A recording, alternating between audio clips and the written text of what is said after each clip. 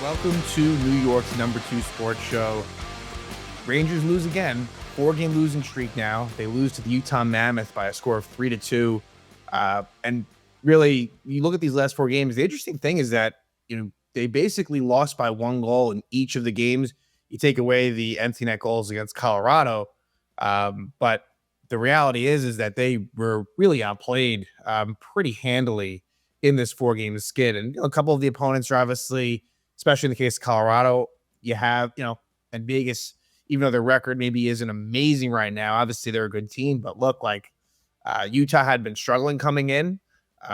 They were on a 4-game losing streak themselves, and they were simply the better team. And I had concerns about this game, just for who the Rangers are in general. There should be a concern in most games, but just the fact that Utah had been coming on that losing streak and they were a good home team up until a little bit recently. But this could really get ugly, and I think that it's going to be real interesting to see this Ranger game home against the St. Louis Blues coming up. Like if the Rangers lose that one, I really feel like this could kind of go off the rails. Similar to kind of what we saw last season. I mean, 4-15 is hard to do.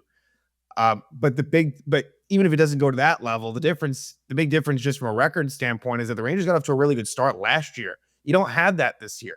Rangers are now 10-11-2, which isn't good, obviously. But it just there's not much to be inspired about. They don't inspire confidence. They don't have any bit of speed. They really have lacked urgency. And in this 4-game losing streak, I'd say that's been a theme as well, right? At least you could hang your hat on, them doing the right things for the most part. And, when they were losing games, like they had maybe the better opportunities, just couldn't convert on them. Now they're not even really getting chances. It's few and far between. The shot counts have been really low lately. 22 shots on goal for the Rangers in this game. And it gets progressively worse as the game goes on, basically. Bad third periods left and right.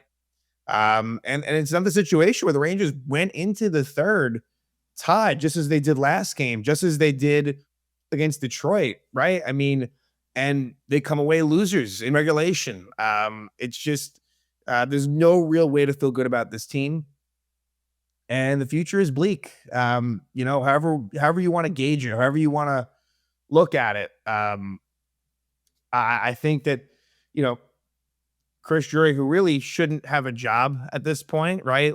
But I think that I'm not even going to go there because I think he just is for many reasons, some that aren't deserved, but just it's the reality because, he just was a part of the Mike Sullivan hiring and just signed an extension. So, I think that Chris Drury is probably going to survive the season, but man, he has, built a team that really is aging. And the prospect pipeline isn't really all that good. So it really sucks.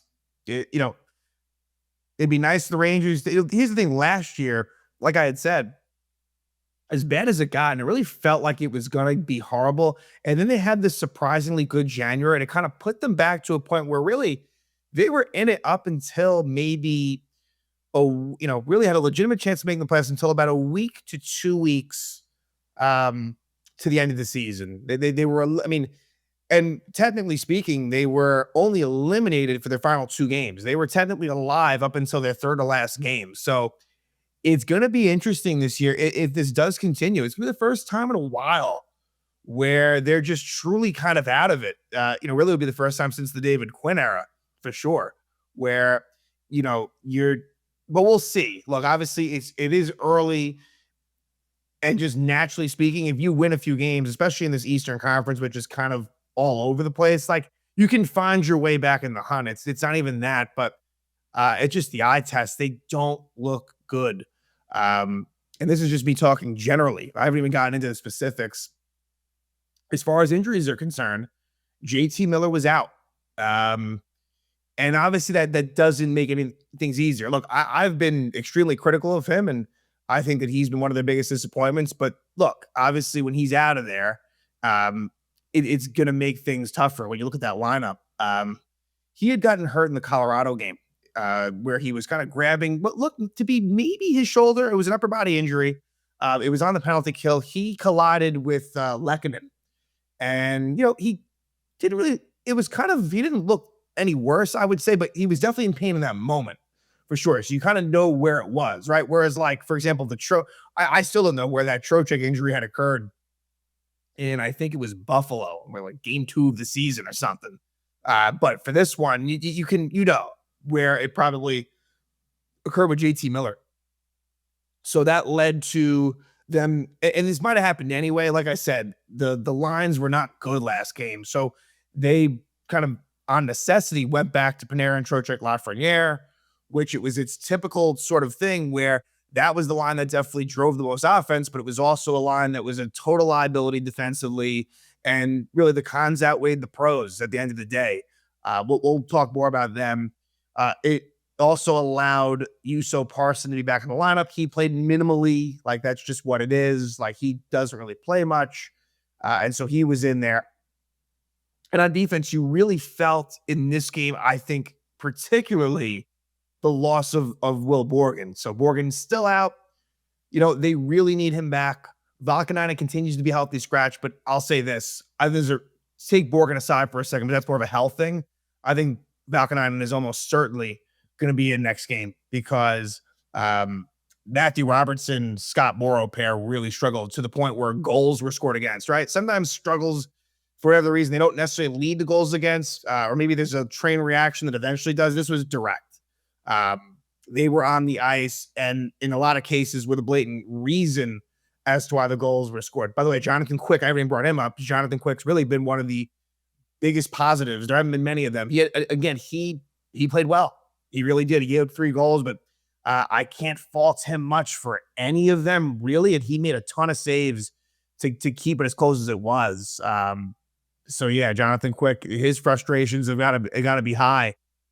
Someone who is just kind of still playing, up there in age, later in his career, doing the best he can, but he's just not getting a whole lot of help in front of him. But the defensive pairings were, of course, Gavrikov with Fox, Soucy with Schneider, and Robertson and Morrow. Expect to see Vaakanainen in next game. I won't even say for who, because it's going to be for Robertson or Morrow. And hopefully they can get Borgen back in there. As far as going back to the forward lines, it was Zibanejad centering Cooley and Brodzinski as a second line, which obviously is not good. Third line was Laba centering Sherry and Radish, and then the fourth line is Carrick centering Edstrom and Parson. Again, it's just not good all the way around. You have players that are playing above where they should be. They should be at least one line down, kind of across the board, basically. But yeah, let's start it. And again, Utah, they hadn't been playing all that well lately. Didn't like the fact from a Rangers perspective that Utah was coming off of a pretty easy beatdown at the hands of the Vegas Golden Knights at home. And they've been losing a lot lately. So you knew they were going to come hungry. And I would say the Rangers got off to a solid first 5 to 10 minutes. I thought the Rangers first period was their best period. Utah had their moments though, for sure. Like Utah definitely took over, but the Rangers had their most, high quality opportunities and were just as much as engaged they were. And it really dropped off as the game went on. It's really, and if you're Mike Sullivan, you're in a real tough spot. There's not a whole lot of buttons that he can even press that works. I mean, eventually he'll be, he's new as the head coach, right? So, but he'll get grouped in. He will get, that's just the way that it is. That's the way that it goes. And he'll start taking some of the criticism. But for now, it's like he doesn't have a whole lot to work with. I don't know what he can do to make this better.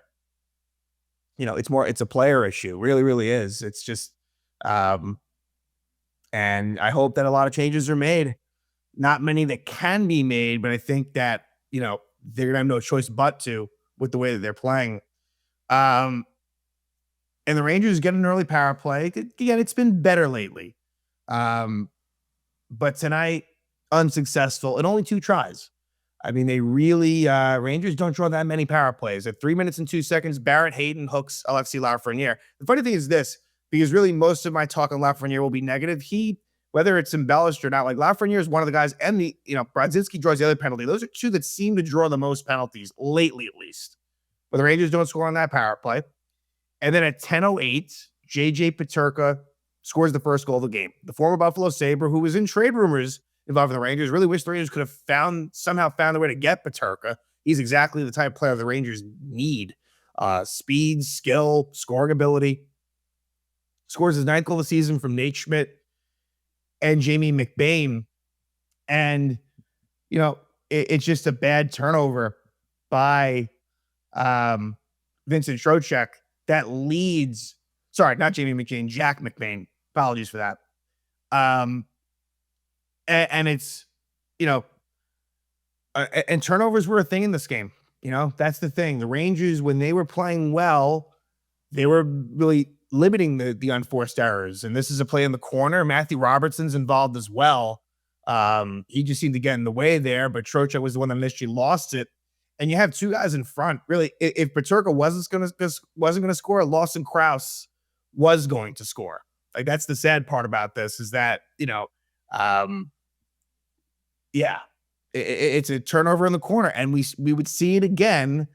And Utah takes advantage of it. So yeah, again, it's the shot by Schmidt, goes behind quick, and Peterka is the first one to get there, makes it 1-0. But the Rangers do tie it up at 15-19. Gavrikov scores his third goal of the season from Fox and Zibanejad. It's a nice job by Gavrikov, kind of just getting in the right area. It was Zibanejad happened to be on with Parsonen and with Edstrom at the time. And it's a nice little passing play. Fox takes a shot towards the net, and Gavrikov does a nice job of just putting the stick on it. He was alone, uncovered, and he scores past Vejmelka. And Vejmelka really wasn't tested much in this game. When he had to be, and we'll talk about, there was one flurry where he made a bunch of nice saves, but he was, again, not really a high-pressure night. But Gavrikov scores there to tie it up at 1. And that would be the score, end of 1. We go to the second period. And at 4:26, there was an interference called on Matthew Robertson and an embellishment called on Logan Cooley. So coincidental minors. To be honest with you, they probably could have called nothing in that situation. I thought the I don't think Cooley embellished. And if anything, I think Robertson deserved the penalty, if anything, but even that was a little bit on the soft side. But no goals come of that. And then at 8:07, the Rangers take the lead. And it's Artemi Panarin scoring a 6th goal of the season, assisted by Trocheck and Gavrikov. So Gavrikov gets 2 points on the night. Gavrikov wraps around the boards. Trocheck at the neutral zone kind of makes a nice little redirect in the direction of Panarin. He goes in a breakaway. It's initially stopped by Vejmelka and eventually goes in. Vejmelka, puts the pads together, and it just kind of, the puck squeezes behind him. So wasn't really a great attempt by Panarin, but it all counts the same. And the Rangers take a 2-1 lead. So, again, kind of giveth and taketh away in a way, where you saw the Trocheck line be victim of that first goal, but then they score a goal, makes it 2-1. But about 3 minutes later, Clayton Keller ties it up. 8th goal of the season from Yamamoto. And this is a play where, again, it is that Trocheck line. But Scott Morrow makes a mistake. Again, Matthew Robertson was kind of in the vicinity again, but Scott Morrow turns it over. Again, Lafreniere was probably a little bit too aggressive on the play as well, not providing the help that was needed. And same thing with Panarin. This is such a defensively inept line that, to me, their scoring, it doesn't make up for it. The scoring is not good enough anymore to make up for how bad this line is defensively. It's just a really, really bad recipe. And so Scott Morrow, again, turns it over, very similar to kind of what we saw with Trocheck on the first goal. And it ends up in a wide open situation for Yamamoto. Initial save made by Quick, but then Keller is able to kind of stuff in the, I guess you call it a rebound opportunity, under the crossbar. Now, originally it was not ruled a goal, but but then, 30 seconds or less than that later, as the Rangers actually had chances, they blow it dead, and it was a good goal. So Utah ties it up at 2. And the Rangers really didn't do anything. So how I said for a while the Rangers' best period has been their second period? For lately, it has not been. Rangers only had 3 shots on goal, including the 1 goal by Panarin in that second period. So we go to the third, and the situation for the Rangers, look, it's up for grabs. And, good quality teams, not even good quality teams, just less than that even, are able in a lot of cases to just find a way to get it to overtime, right? And you see where it goes there, but the Rangers, and this has just been a thing for them, they lose these games in regulation. And that's exactly what happens. Utah was the clear better team in the third. No question about it. And the Rangers have a flurry of activity involving the Trocheck line, and it's Lafreniere that's kind of at the center of it. Lafreniere had a bunch of great chances. Now, give Vemelka credit for some of it, but Lafreniere, his inability to bury a puck is just it's terrible. It really, really is. He's just kind of I don't know what it is with him, where um, just not having quite the right touch, being not just not being balanced. I don't know what it is, but it's like he finds a way so many times not to score, and you can call that unlucky for so long. You can only call it unlucky for so long. It's part of it, and better to have chances than not, right? For sure, better that than just be completely quiet and not doing anything. But I mean, look, it's just unacceptable at a certain point, and he's not alone. Again, it's to me, I want to say it's a top six thing. But in this situation, Lafreniere just doesn't get it done. And now and I know he's on the power play, so points are not going to be as prevalent for him, not be on the number one power play. But I think that's now like 5 straight games of no points for Alexis Lafreniere. Just it can't happen. They need him to step up and be a big time player on this team, and he just simply is not that. So they have all those chances. Trocheck, was in the mix there as well.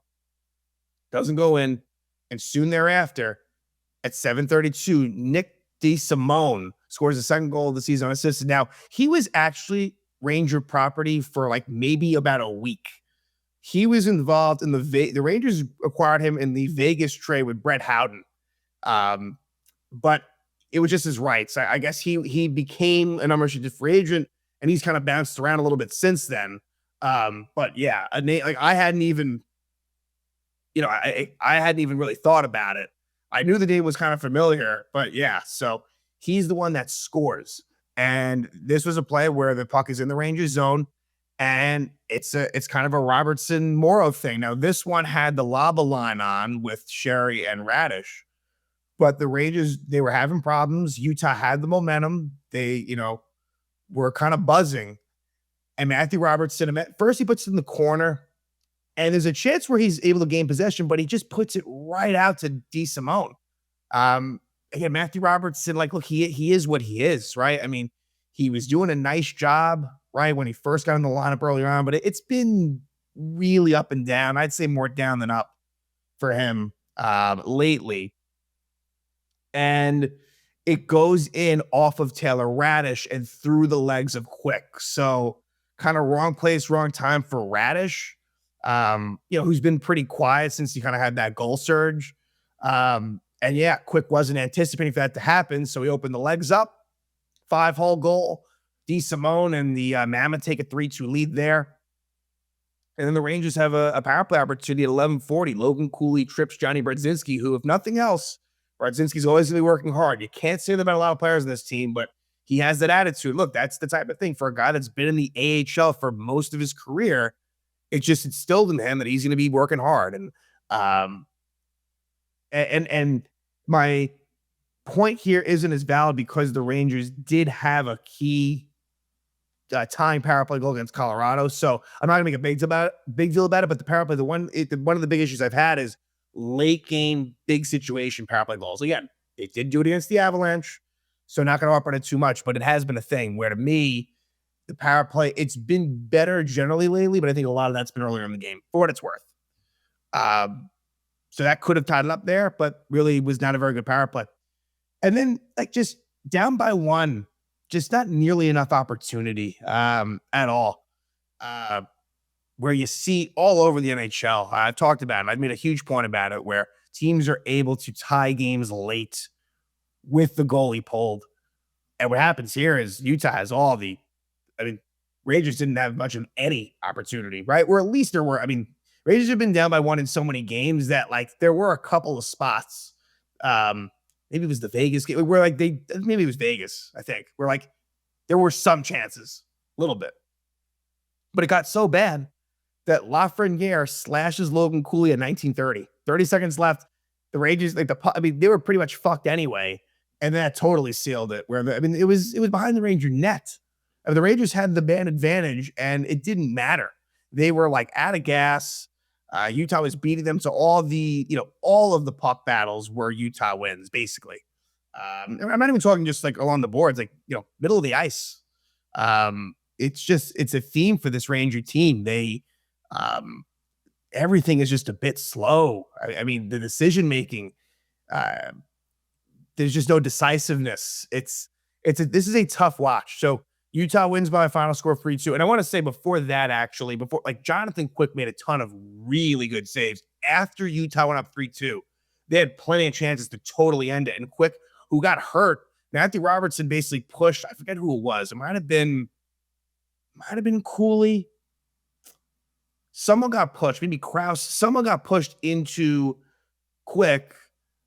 And of course, like, there was no I know Robertson was kind of the one that was the force of it, but like no one even did anything. Like nobody, good team camaraderie. You're gonna, push the guy who did it.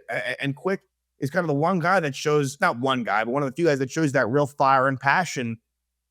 The rest of the team just really doesn't, by and large. So again, Mike Quick was one of the few guys that showed up in this game, but it wasn't good enough. Rangers lose 3-2, 4-game losing streak. That road record that was once 9-1-1, now 9-4-1. Look, it wasn't a bold thing for me to say, but yeah, like that was going to happen.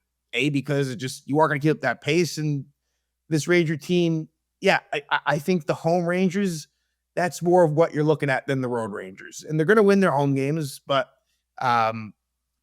yeah, they're just not very good. Their defensive play is decent, although I don't think it's been great in this 4-game stretch. But look, they have the third best goals against in the league, right? Can't take that away from them, and there's different reasons for that. But on the flip side, I think it's the third least as far as goals for. So St. Louis coming up. The Blues are a team that's 7-9-6. They're probably one of the few teams that, where the talent level isn't super high, kind of like the Rangers, but they've been playing pretty well lately. They're coming off of a win against the Islanders. The Rangers have had their struggles against the Blues as well. And I know it really past seasons, what they've done against those teams doesn't mean much, but it's something. And I feel like last year in particular, right? Let's just keep it to last year. Yeah, St. Louis beat the Rangers, from what I remember, pretty easily, home and away. So the Rangers are in no position to take any team lightly. It's going to be interesting, though, to me. The Blues have played, the Blues were having a problem as far as they were losing a lot of games late. Hence the 7-9-6 record. It shows you they play, although the goal differential isn't very good overall, but they play some pretty close games, tight games. You'd think that this Blues Rangers game will be more on the low scoring side. And I'm making a big deal about this game because I just feel like if they lose this one, and they very well might, just, given the home struggles, given the fact that look, this is a taxing road trip where they're coming back, pretty quick turnaround, going back home, where St. Louis is already there again. This is all excuse. This is just shitty excuses, but just giving some reasons as to where I could see this going wrong. But if they lose that one, I really feel like that could set the tone for a lot more losses after that. Not to say if they beat St. Louis, all of a sudden, okay, yeah, now they're just going to win at Carolina. I'm not saying that, but this is one of your few on paper games where you might win. Where you're favored. Because it's not going to be, these Ranger games, they're going to be the underdog in most cases. And so, yeah, I think that if they lose to St. Louis, this could really, really go off the handle quickly. Kind of like we saw last year. It's not exactly the same, but it's similar timing of the season and a lot of those same players are still on the team. So we'll see. We'll see what's up with JT Miller injury-wise. Day-to-day for now. Will Borgen day-to-day. Obviously, two very important players, front end and back end. And, a bad road trip. The scores were kind of misleading. They were close, but they really didn't play very well. And that came, after a really bad loss against Detroit.